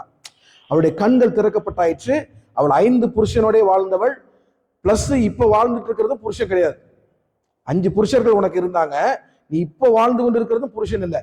உனக்கு அவ அன்புக்காக ஏங்கி அநேக இடத்துல போறா, அன்பு கிடைக்கல. அவள் ஒரு சாபம் நிறைந்த ஸ்திரீயாய் அந்த சமாரியா தேசத்துக்குள்ள ஒரு அசிங்கமான அடையாளப்படுத்தக்கூடிய ஒரு ஸ்திரீயாய் உலா வருகிறார். அதை குறித்து வேதத்தில் எழுதப்படல. இப்போ தேவன் தந்த அந்த தண்ணீரை குடிக்கும் பொழுது அவளுடைய குணம் மாறுகிறது. அவள் தேவனோடு உறவாட ஆரம்பிக்கிறாள். தேவனிடத்துல இருதயத்தை கொடுத்துட்டாரு. கொடுத்த உடனே ஆண்டவர் என்ன செய்யறாரு? அவருடைய கண்களை, ஆவிக்குரிய கண்களை திறக்கிறார். ஆவிக்குரிய கண்களை திறந்த உடனே நீர் கிறிஸ்துவா என்று கேட்கிறார். சொல்லிட்டு ஊருக்குள்ள ஓடி போறான். ஏன்னா ஆண்டவர் கொடுக்கிற தண்ணி அவங்களுடைய தாகத்தை மாத்திரம் தீர்க்கிறதல்ல, அவளுக்குள்ள இருந்து ஒரு ஊற்று புறப்படுதுதான். தேவன் கொடுக்கிற தண்ணி நீங்க குடிச்ச உடனே உங்களுக்குள்ள ஒரு ஊற்று வருது. அந்த ஊற்று பிறருக்கும் தாகத்தை தீர்க்கிற ஒரு நீராய் மாறி போகிறது. இப்போ அவளுக்குள்ள அந்த ஊத்து ஊறுது. அவளுடைய நாட்டுக்குள்ள ஓடுறா, அவளுடைய நகரத்துக்குள்ள ஓடுறா. ஓடி போய் சொல்றா, இப்படி ஒருத்தர் வந்து என்னை பற்றி எல்லாம் சொல்றாரு, அவர் கிறிஸ்துதானா, வந்து பாருங்கன்னு சொல்லி கூட்டு வரா. இப்ப கூட்டு வந்த உடனே அவங்க எல்லாரும் இவர் மீது விசுவாசம் வைக்கிறாங்க.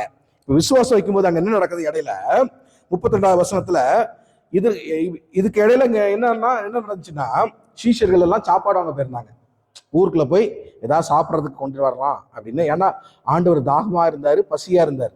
இப்போ வந்த உடனே சொல்றாங்க, நான் புசிப்பதற்கு நீங்கள் அறியாத ஒரு போஜனம் எனக்கு உண்டு.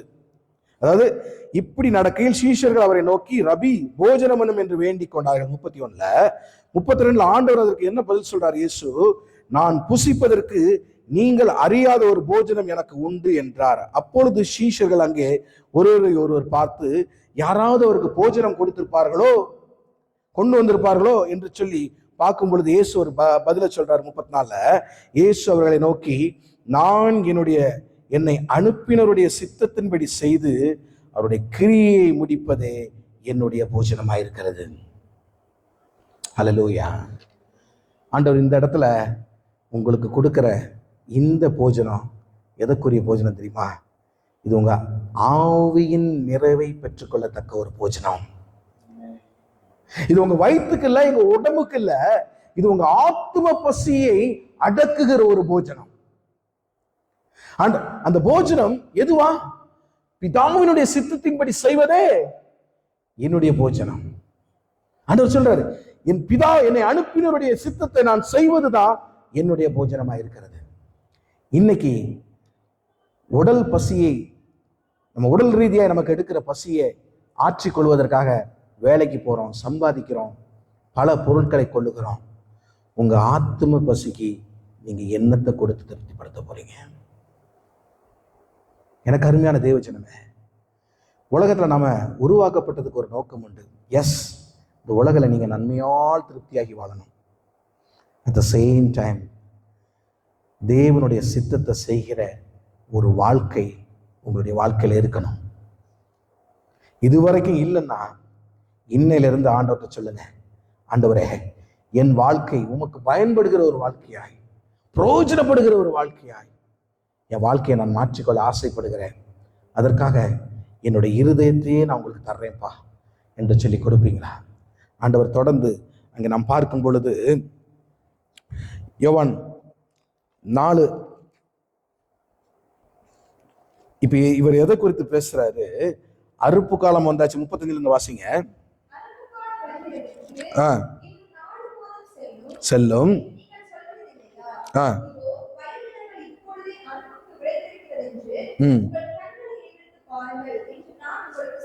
சொல்லுகிறேன்.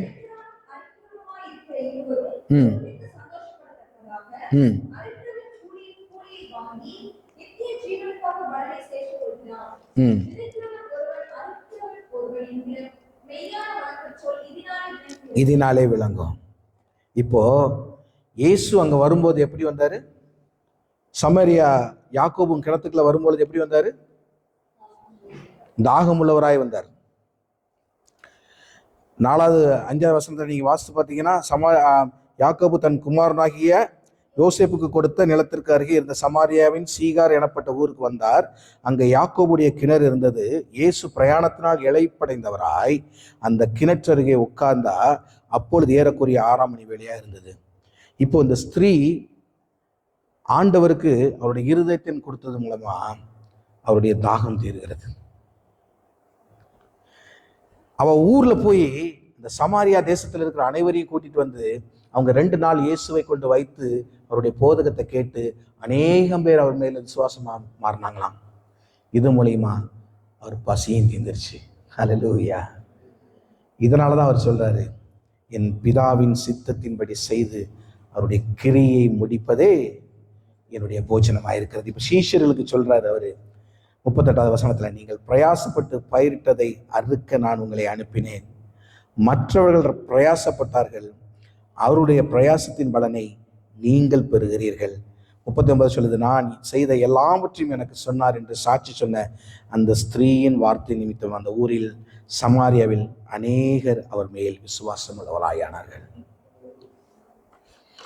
கூட இருந்த அந்த 12 சீஷர்களுக்கே தெரியல ஆண்டவருடைய குணாதிசயம், அவருடைய பசி, அவருடைய தாகம், அவருடைய ஏக்கம், இதெல்லாம் எதை குறித்திருந்தது என்று சொல்லி சீஷர்களுக்கே அநேக நேரங்கள் ஆண்டவர் நினைப்பூட்ட வேண்டிய ஒரு காலம். இன்னைக்கு ஆண்டவர் நமக்கு நினைப்பூட்டுகிறார். எம்மா, எப்பா, நீ சம்பாதிடா, நீ போப்பா, நீ சந்தோஷமாயிரு, ஆனா என் கற்பனைகளையும் என் கட்டளைகளையும் விட்டு வழி விலகிறாத. என்னோடு நீ ஐக்கியமா இருக்கும் பொழுதுதான் நான் உன்னை ஆசீர்வதிக்க முடியும்.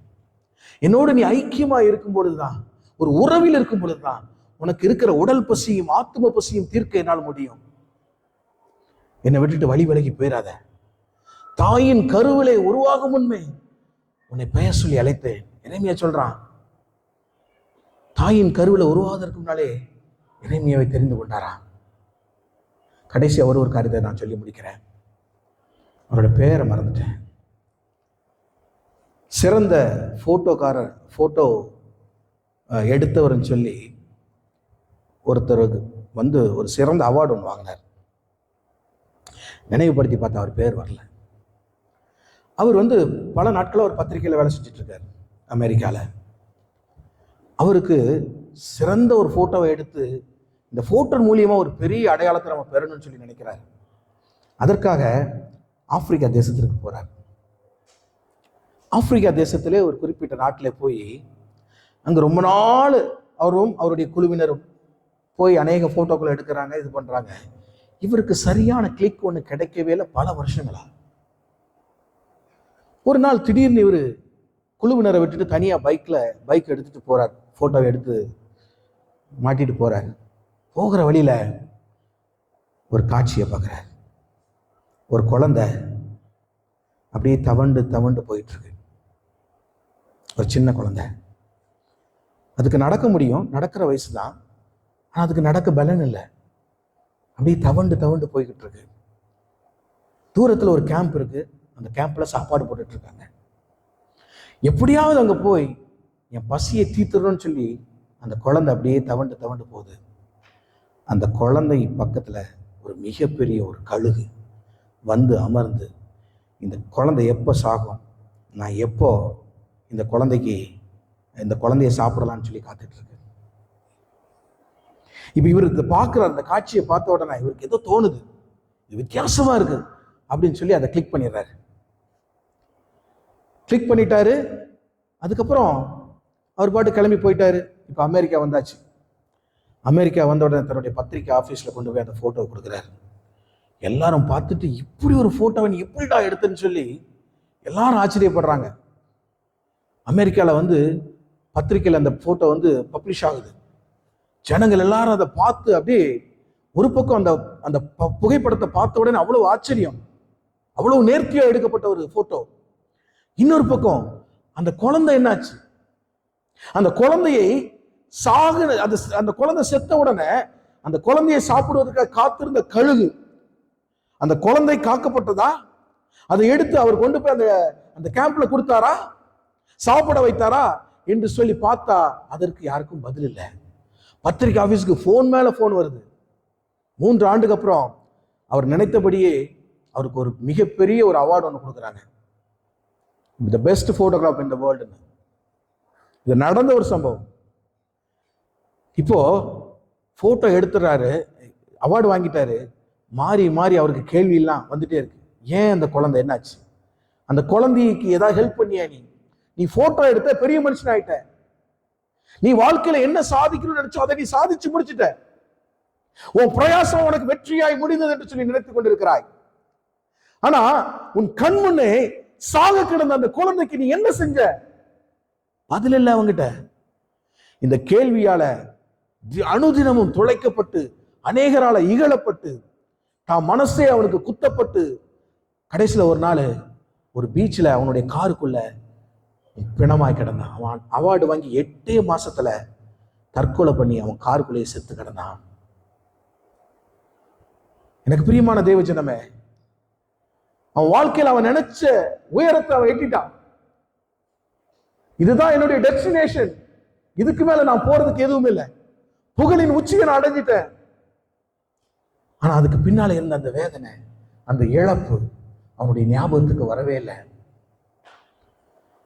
போட்டோ எடுத்தான், அந்த குழந்தைய கொஞ்சம் தூக்கிட்டு போய் அந்த கேம்ப்ல விட்டு அதுக்கு ஏதாவது குடிக்க கொடுத்து அது பசியை ஆத்திருந்தான்னா அந்த குழந்தையும் பிறந்து பிழைச்சிருக்குமே, அதுவும் இன்று இந்த உலகத்தோடு வாழ்ந்திருக்குமே. பாருங்க, அப்ப நம்ம படுற பிரயாசம் நமக்கு பலனை கொடுக்கிறதா, ஆசீர்வாதத்தை கொடுக்கிறதா, பிறருக்கு ஏதாவது அது கொடுக்குதா? யோசித்து பாருங்க. எனக்கு எனக்கு எல்லாமே வைத்துக் கொள்கிறோமே. ஆண்டவர் இந்த நாள்ல உங்களுடைய இருதய கதவை தட்டுகிறார். சமாரியா ஸ்திரீட்ட சொன்னது போல சொல்றார், நீ வாமா, உன் இருதயத்தை எனக்கு தா. இவ்வளவு நாள் நீ ஓடின ஓட்டம் போதும், இவ்வளவு நாள் நீ வாழ்ந்த வாழ்க்கை போதும், இத்தனை நாள் நீ அனுபவித்தது போதும், இப்பவாது என்கிட்ட வாயே. கெட்ட குமாரன் போனான், அப்போட்ட சண்டை போட்டு ஆஸ்தியெல்லாம் வாங்கிட்டு போனான். எல்லாத்தையும் இழந்து பன்றி சாப்பிடுகிற தவுட்டை சாப்பிட ஆசையா இருந்தா அது கூட அவனுக்கு கிடைக்கல. இப்ப அப்பாவை தேடி ஓடி வரான். எங்க அப்பா என்ன ஏத்துக்குவாரா, எங்க அண்ணன் என்ன ஏத்துக்குவானா, நான் சொத்தெல்லாம் பிரிச்சு வாங்கிட்டு வந்துட்டேனே, இனி நான் போனா என்ன சொல்லுவாங்க வீட்டுல, கதறதோடு வரான். தூரத்துல அவங்க அப்பா பார்த்த உடனே கண்ணீர் வடிக்கிறார், ஓடி போறாரு. என் செல்வ மகனே, உன்னை நான் எப்படி பெத்து வளர்த்தேன்டா, நீ இப்படிப்பட்ட ஒரு நிலைமையில இருக்கிறியே, கிழிந்த ஆடையோடு கந்தலாய் பசியாய் வேதனை நிறைந்தவனாய் ஆசீர்வாதத்தை இழந்தவனாய் தேவனை விட்டு பிரிந்தவனாய் உன் வாழ்க்கை இப்படி சாதகரமாய் மாறி போறது என்று சொல்லி ஓடி போய் அவனுக்கு விலையுறையர்ந்த ஆடைகளை போத்தி அவனை அழைத்து கொண்டு வருகிறான் உள்ள. அந்த தகப்ப, உலக பிரகாரமான அந்த தகப்ப அந்த குமாரனை ஏற்றுக்கொள்ள மனதா இருந்தா உங்க பரம தகப்பன் உங்களை ஏற்றுக்கொள்ள மாட்டாரா? யோசிச்சு பாருங்க பிரியமானவர்களே. இன்றைக்கு ரட்சிப்பு வந்துச்சு. இவனும் ஆபிரகாமுக்கு குமாரனாய் இருக்கிறானே, இழந்து போனதை தேடவும் மீட்குமே மனுமகன் வந்துள்ளார் என்று சொல்லி எல்லாரையும் ஏற்றுக்கொள்ளுகிற தேவன் நம்ம ஏற்றுக்கொள்ள மாட்டாரா? இன்னைக்கு உங்களுடைய இருதயத்தை உடைக்கிறீங்களா? உங்க இருதயத்தில் இருக்கிற கடினத்தை உடைக்கிறீங்களா? ஆண்டவருக்காக உங்களுடைய இருதயத்தை திறந்து கொடுக்க ஆசையா இருக்கிறீங்களா? எழும்பி நில்லுங்க, நம்ம ஜெபித்து முடிக்கலாம். அவர் மனமாற மனுபுத்திரன் அல்ல, அவர் எல்லாரையும் நேசிக்கிறவர். அவர் நம்மை அழைக்க தான் வந்தார். பாவிகளை ரட்சிக்கவே கிறிஸ்து இயேசு உலகத்துக்கு வந்தார். ஞாபகத்தில் வச்சுக்கோங்க. பரிசுத்தமானவனை தன்னோடு வைத்துக் கொள்வதற்காக அல்ல. அவர் தெரிந்து கொண்ட 12 சீஷர்களும் ஒருவன் விழுந்து போனான். சீட்டு மத்தியாவின் மேல விழுந்தது. அவர் தெரிந்து கொண்ட எல்லாரும் ஏழைகள், செம்படவர்கள், மீன் பிடிக்கிறவங்க, பாவ வாழ்க்கை வாழ்ந்தவங்க, அவங்கள தான் அழைச்சு அவர் அப்போஸ்தலராய் மாற்றினார். ஹல்லேலூயா. அன்று அழைத்த தேவன் இன்று உங்களையும் அழைக்க ஆசையா இருக்கிறாரு. அவருக்கு ஒரு சோதனை வந்த போது மத்தேயு 4ஆம் அதிகாரம் 1 to 4 வரை நீங்க வாசித்து பார்க்கும் பொழுது பிசாசு அவனை உயர்ந்த மலைகளிலே கொண்டு போய் சோதிக்கிறதுக்காக கொண்டு போனான். ஆண்டவரை பார்த்து கேட்டா, 40 நாள் அவர் பசியா இருக்கிறாரு. 40 நாள் கழிச்சு பிசாசு வந்து சொல்றான், இந்த கல்லுகளை அப்பமாக்கி நீங்க சாப்பிடலாமேன்னு. ஆண்டவர் பிசாசின் தந்திரத்தை உடைக்கும் விதமாக ஒரு பதிலை சொல்லுகிறார். மத்தேயு 4:4 மனுஷன் அப்பத்தினாலே மாத்திரம் பிழைக்கிறதில்ல, தேவனுடைய வாயிலிருந்து புறப்படுகிற ஒவ்வொரு வார்த்தையிலும் பிழைப்பான் என்று சொல்லி அன்றே அவர் பிசாசுவை முறியடிச்சிட்டார். ஹல்லேலூயா. அவனை குறித்து நீங்க இன்னைக்கு கவலைப்பட வேண்டாம். அவன் தோற்கடிக்கப்பட்டவன். நமக்காய் உலகத்தை ஜெயித்தவர் நம்மோடு கூட உண்டு. நம்மளை பால்கடிப்பிலே தள்ளுவதற்கு, பாவத்திலே தள்ளுவதற்கு, தேவனுக்கு விரோதமான காரியங்களை முடிவெடுத்து செய்வதற்கு அவன் நம்மளை ஏவிக்கொண்டே இருப்பான். ஆனா நான் இன்னைக்கு சொல்றேன், அவன் தோற்று போனவன். நம்மளோ தேவனால் ஜெயிக்க பிறந்தவங்க. அதான் அவர் சொல்றார், குதிரையோ யுத்த நாளுக்கு ஆயத்தப்படும், ஜெயமோ கர்த்தரால் வரும். நம்ம எல்லாரும் கண்களை மூடி சொல்லுவோமா? எஜமானனே, எஜமானனே, உம்முடைய சேவைக்காய் என்னை தருகிறேன். உங்களை ஒப்பு கொடுப்பீங்களா? எஜமானனே, எஜமானனே, உம் சேவைக்காய் என்னை அழைத்தீ. எஜமானனே, எஜமானனே, உம் சேவைக்காய் என்னை அழைத்தீ. அணியும் என் கைகளை கொண்டு அழியாவும் வார்த்தையை சொல்ல பைத்தியமான என்னை தெரிந்தெடுத்தீ. அழியும் என் உதடுகள் கொண்டு அழியாவும் வார்த்தையை சொல்ல எத்தனாய் வாழ்ந்த என்னை பிரித்தெடுத்தீ. ஆராதிப்பேன் அதை எண்ணியே வாழ்நாளெல்லாம் உமை மட்டுமே. ஆராதிப்பேன் அதை எண்ணியே வாழ்நாளெல்லாம் உமை மட்டுமே. ஆராதிப்பேன், ஆராதிப்பேன், ஆராதிப்பேன், ஆராதிப்பேன், ஆராதிப்பேன். சொல்லுங்க, சொல்லுங்க. ஆராதிப்பேன், ஆராதிப்பேன். என்னில் என்ன நன்மை கண்டீ என்னை அழைத்து உயர்த்தி வைத்தீ. என்னில் என்ன நன்மை கண்டீ என்னை அழைத்து உயர்த்தி வைத்தீ. ஆராதிப்பேன், ஆராதிப்பேன், ஆராதிப்பேன்,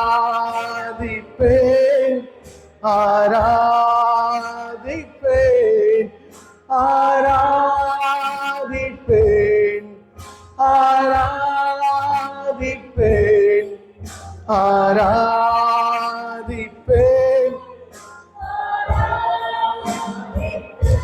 சொல்லுங்க இப்போ. உம் சித்தத்தை நான் செய்வதே அனுதினமும் என் போஜனம். உம் சித்தத்தை நான் செய்வதே அனுதினமும் என் போஜனம். ஆராதிப்பேன், ஆராதிப்பேன், ஆராதிப்பேன், ஆராதிப்பேன்,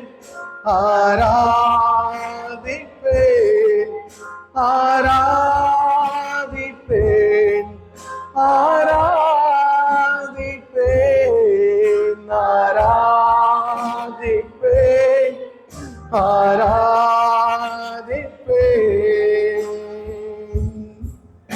ஆமாண்டவரே, இந்த நாளில உன் சித்தத்தை நாங்கள் செய்வதை அனுதின போஜனமா எங்களுக்கு மாறட்டும் அப்பா. இந்த இடத்துல நின்று கொண்டிருக்கிற ஒவ்வொரு வேலையும் அப்படி நீர் மாற்றும்படியாய் செபிக்கிறேன் ஆண்டவரே. எனக்கு அருமையான சகோதரனே, எனக்கு அருமையான தங்கச்சி, உனக்கு தெரியுமா, உனக்குள்ள ஆண்டவர் கொடுத்திருக்கிற ஒரு தாகம், உனக்குள்ள அவர் கொடுத்திருக்கிற அந்த தாளந்து நீ எதற்காய் பயன்படுத்தி கொண்டிருக்கிறாய்? யாருக்காய் செலவழித்துக் கொண்டிருக்கிறாய்? எதற்காய் எதனை நோக்கி ஓடிக்கொண்டிருக்கிறாய்? ஆண்டவர் இந்த நாள்ல சொல்றாரு, அவர் உன்னை அழைக்கிறார். என் அன்பு மகனே, என் அன்பு மகளே, நீ என்கிட்ட வாப்பா. நான் உன்னை அரவணைத்துக் கொள்வேன். ஒருவேளை உன் மேல எப்படிப்பட்ட புழுதி பட்டிருந்தாலும் பரவாயில்ல, நீ எவ்வளவு அழுக்கா இருந்தாலும் பரவாயில்ல, நீ எவ்வளவு பாவத்துல உழன்று நாற்றம் எடுத்து வந்தாலும் பரவாயில்ல, உன்னை அணைத்துக் கொள்ள நான் ஆசையா இருக்கிறேன். உன் இருதயத்தை திறந்து எனக்கு இன்னைக்கு தந்துருவியா? நீ தந்துட்டா போதும், உன்னை நான் உயர்த்திடுவேன், உன்னை நான் உயர்த்திடுவேன், உன்னை நான் மேன்மைப்படுத்துவேன். அந்த வருஷம் வரைக்கும் ஐயோ அந்த சமாரியா ஸ்திரீ கேவலம் நிறைந்தவளாய் மற்றவர்களுக்கு ஒரு சாபமான அடையாளமாய் இருந்தவள், ஆண்டவர் தொட்ட உடனே அவளை மேன்மையாய் மாற்றி விட்டாருங்க. ஆண்டவருடைய ஆவி அவள் மீது ஊற்றப்பட்ட உடனே அவள் மேலோக்கி அவளை உயர்த்தி விட்டார் ஆண்டவர். அதே மாதிரி இன்னைக்கு உங்களை உயர்த்த அவர் ஆசைப்படுகிறார். ஒப்பு கொடுங்க. இனி ஒப்பு கொடுத்தலின் வாழ்க்கையின்படி நடங்க. இன்று எடுக்கிற தீர்மானம் நிலைத்திருக்கிற தீர்மானமாக உங்களுடைய வாழ்க்கையில மாற கடவதாக. ஆலயத்தை விட்டு வெளியில போனோன்னே மறந்துடாதீங்க தயவு செய்து. ஆண்டவர் அதனாலதான் சொல்றாரு, எப்பா வருத்தப்பட்டு பாரம் சுமக்கிறவர்களே நீங்கள் எல்லாரும் இடத்துல வாங்கப்பா, ஒருவர் விடாம, ஏழை பணக்காரன் பாவி நல்லவன் கெட்டவன் யாரா இருந்தாலும் பரவாயில்ல, என்கிட்ட வாப்பா, நான் உங்களுக்கு இளைப்பாறுதல் தருவேன். இளைப்பாற தருகிற தேவன் இன்று உங்களோடு இருக்கிறார். நீங்க இன்னைக்கு போகும்போது சும்மா போறது இல்ல, இயேசுவை உங்களோடு கூட அழைத்து போக போறீங்க. நன்மை செய்கிறவரை உங்களோடு கூட கூட்டிக் கொண்டு போக போறீங்க. இனி உங்களுடைய வாழ்க்கையில தோல்வி இல்ல, பயம் வேண்டாம், இனி உங்களுக்கு வெற்றி தான். வெற்றியின் வாழ்க்கை வாழ்வதற்கு உங்களை ஒப்பு கொடுத்துட்டீங்களா? இனி உங்கள் வாழ்க்கையில தோல்வி வருகிறதே இல்ல, சாத்தானுடைய வழியில வருகிறதே இல்லை. பிரியமானவர்களே, ஆண்டவர் அப்படியாய் உங்களை மாற்றுகிறார். ஆசீர்வாதம் உள்ள பாத்திரமாய், அவருக்கு பயன்படுகிற பிரயோஜனம் உள்ள பாத்திரமாய். ஒரு சிலருக்கு பாடுகிற தாளந்தை கொடுத்திருக்கலாம், ஒரு சிலருக்கு பேசுகிற தாளந்தை கொடுத்திருக்கலாம், ஒரு சிலருக்கு ஆண்டவர் ஏதாவது ஒரு வழியில ஆண்டவரை நாம உயர்த்துறோம். அதற்காக இந்த நாளை நம்ம ஒப்பு கொடுப்போம். கர்த்தர் உங்களை ஆசீர்வதிப்பாராக. துதி கன மகிமையெல்லாம் உமக்கே இயேசுவின் மூலம் கேட்கிறோம் அன்பின் நல்ல பிதாவே, ஆமென்.